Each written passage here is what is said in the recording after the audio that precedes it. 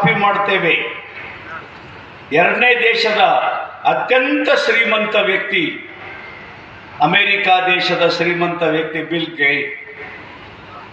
ಅವನು ಒಂದ್ಸಲ ತನ್ನ ಜೀವನದಲ್ಲಿ ಭಾಷಣದಲ್ಲಿ ಹೇಳುತ್ತಾನೆ, ನೋಡಿ, ನಾನು ಜಗತ್ತಿನ ಇಂಥ ಒಂದು ಪ್ರಸಿದ್ಧ ಕಂಪನಿಯ ಮಾಲಕನಾಗಿದ್ದೇನೆ.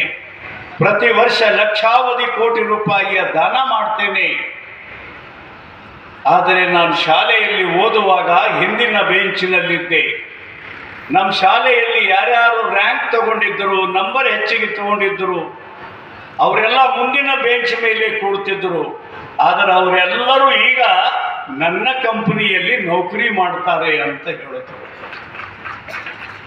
ಇದು ಚಪ್ಪಾಳೆ ತಟ್ಟುವುದಲ್ಲ, ನಾಚಿಕೆಯಿಂದ ತಲೆ ತಗ್ಗಿಸುವ ಪ್ರಸಂಗ. ಬಂಧುಗಳೇ, ಈ ದೇಶದ ಯುವ ಶಕ್ತಿ ದುಡಿಮೆಯಿಂದ ಸತ್ತೋಯ್ತು.